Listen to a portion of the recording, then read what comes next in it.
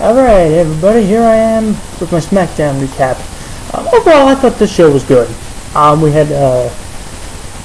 We had Vince announce, coming out, being on the show and announcing a new GM for Smackdown. Sucker! Now can you dig that, dog? We had a couple of good matches here. We had Del Rio and Orton, Sheamus Tenzai, and we had a few short matches in there. But overall, I thought it was good, and we had a good 6-man in there on the show. So here we go. So the show starts. Vince comes out and he says that it's been a hard task picking someone for the SmackDown to be SmackDown GM. He said he had to find someone that the fans respect, someone with integrity, character, and charisma, and someone with experience, and also someone who's authoritative enough to make decisions and back it up. And then here's the general manager for SmackDown, Booker T. And then, can you dig it, sucker? Booker comes out, and Vince fades away. And then Booker thanks Vince and the board of directors for giving him this chance. And he says the Friday Night SmackDown is about to blow up. So he says, let's kick things off right away. He says the first thing he's going to do, before he can say anything, Booker Del Rio's music hits. He comes out. He sarcastically congratulates Booker on being the new GM of SmackDown. Del Rio says the Booker must be happy because he'll be working with him. Because at SummerSlam, he will be the... And then Booker cuts him off. Whoa, wait a minute. And he asks him, Booker asks if he's going to suck up to the new GM, and he tells Del Rio that he'll have to do it a whole lot smoother than that, dog. So then he tells Del Rio to make it sound like it's not a bunch of crap. But he's, I guess when he's sucking up to Booker or whatever. And then Booker says that he saw on Monday night that Alberto had a few words to say about Sheamus, Sheamus, Booker mentions that Del Rio said that Sheamus was beneath him. Del Rio says, yeah, Sheamus is beneath me, and he said Sheamus is nothing but a peasant. And he says, that Sheamus grew up as a redheaded hooligan or whatever the hell he told him. I couldn't really, but he just said Sheamus is a redheaded hooligan pretty much. And then Del Rio says that in his DNA he has the blood of champions, and then he says that he was bred for greatness. And then Del Rio tells Booker that he doesn't have to kiss Booker's real name. Then Sheamus comes out and he congratulates Booker on becoming SmackDown GM. And Sheamus says that unlike Bertie over there, he actually means it. So then Sheamus says, Del Rio can mock him and where he grew up all he wants, but the fact is, Sheamus says he's proud of where he comes from and who he is. And he says that, unlike Del Rio, he never had anyone, brush his teeth or clean his arse every time he cried. But he promised, and then he promised that he won't take 3 weeks off. And it says it pretty much says that Alberto's afraid that Del Rio is afraid of getting his manicured hands all dirty and stuff like that. Then he asks if Del Rio is going to take, not have being a match until SummerSlam. Del Rio's like, yeah, that's right. And then Booker says that. Booker chimes in. He says that both Sheamus and Del Rio will each be in separate matches tonight. So Del Rio says he doesn't care if this is Booker's first night on the job or not, and he doesn't care who Booker is. So and Del Rio again says that he won't be getting in the ring until SummerSlam. So Booker says that Alberto has all the money in the world, but it's obvious that it doesn't make him hear any better. I don't know what the hell that was about. So then he tells Del Rio that he's the boss, he's the new GM and everything, and Del Rio will be in action tonight. And Booker tells Del Rio that tonight, he'll be facing Randy Orton. So Booker tells Del Rio to head backstage and get set for that. So then Del Rio walks up the ramp saying that Booker can't do it. He was like, you can't do this to me, Booker! And then Sheamus is still in the ring, and Booker says that his match will be next, and he'll face this guy. And out comes Tenzai. So I thought it was a good opening segment to start the show. And then after the break, we go right into Sheamus versus Tenzai. Sheamus pinned him for the win. I thought it was actually a good match. At one point, Sakamoto was ping-ponging outside the ring. Tenzai shoved him, and then Sheamus did, and they're like, oh, whatever. Then eventually Sheamus hit the brogue kick on Tenzai. 1, 2, 3, the end. That was a solid, good match. Then we cut to Eve in the GM office. Booker comes in, and Eve is sucking up to him. She congratulates him on becoming the GM. She says that, you know, she wanted to remind him what a valuable asset she was when Johnny Ace was the GM. And she says that if Booker needed any help or if there are any positions open in the administration, that, you know, she and Booker would make an excellent team. And Booker says that if anything comes up, he'll let her know. Then Teddy Long, Holla Holla Player, comes in, and he says that, you know, Long says, "There's my phone." That's not what he said.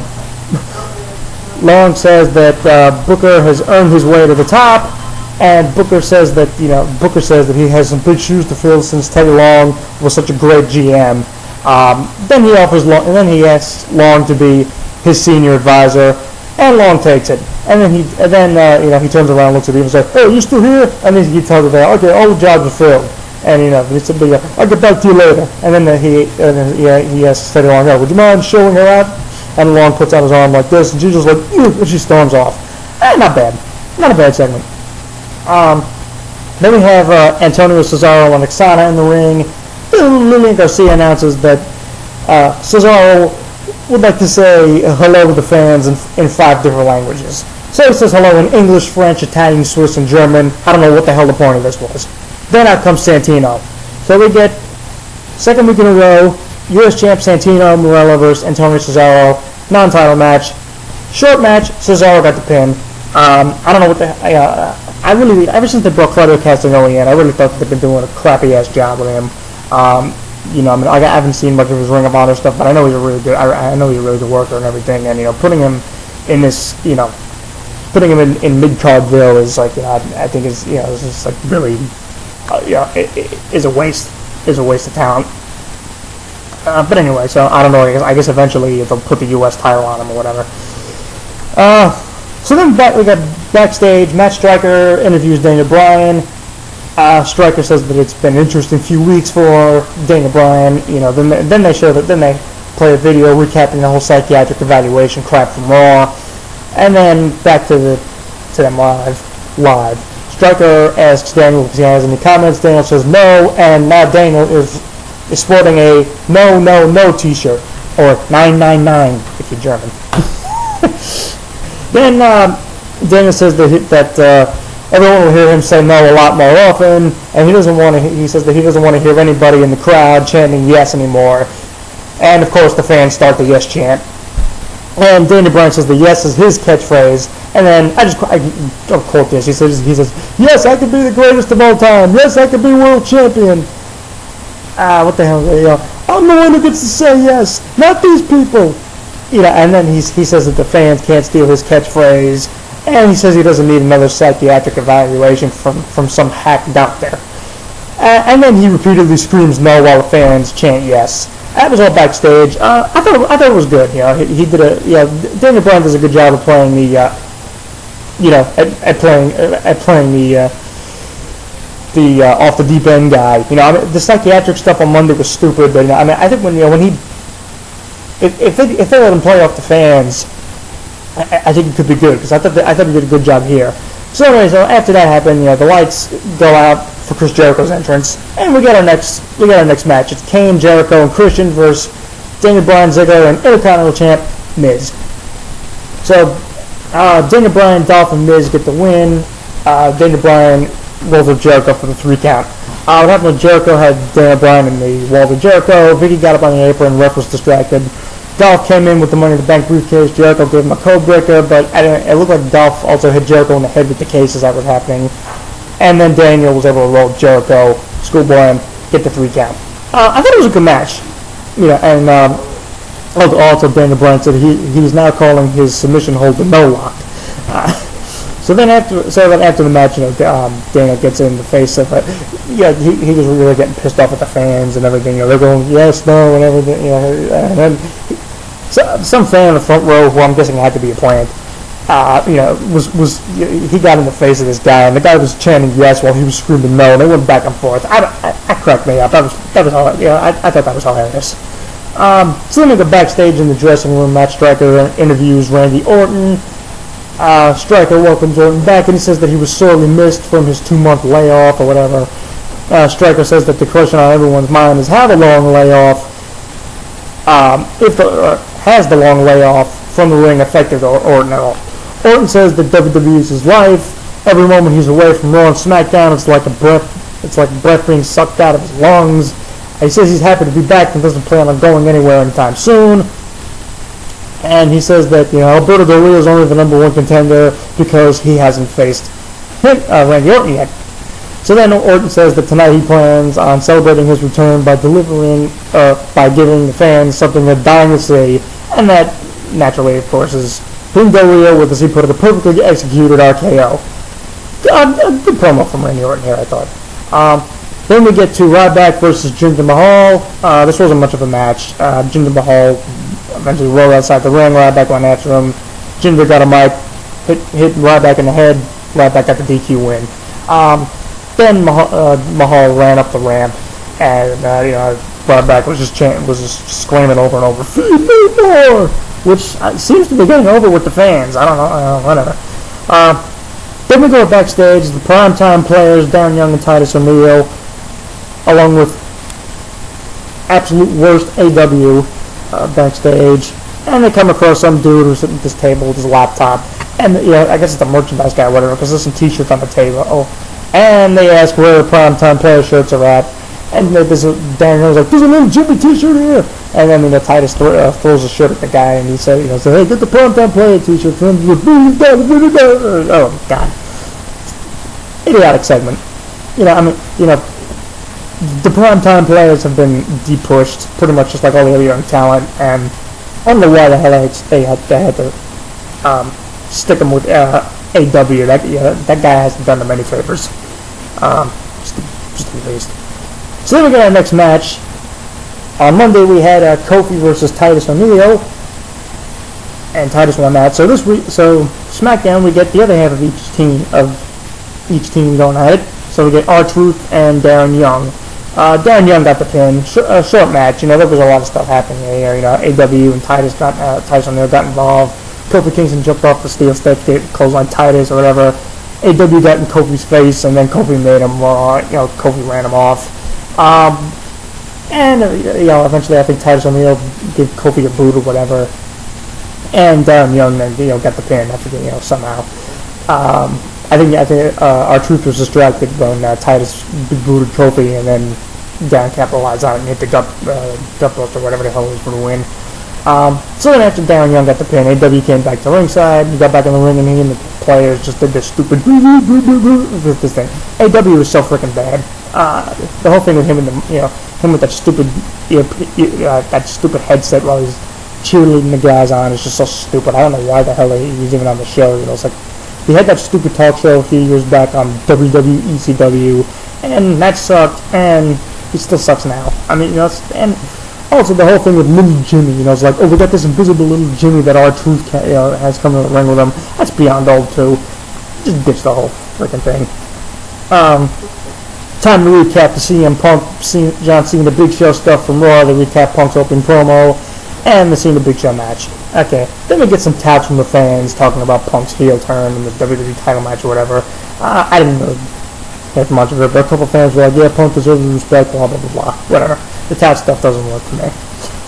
So then Booker T is in in his office again. He's talking to someone in the cell about being a new GM, and he said some stuff. He was like, "Yeah, I'm a new GM, dog." He said some stuff I couldn't make out at all.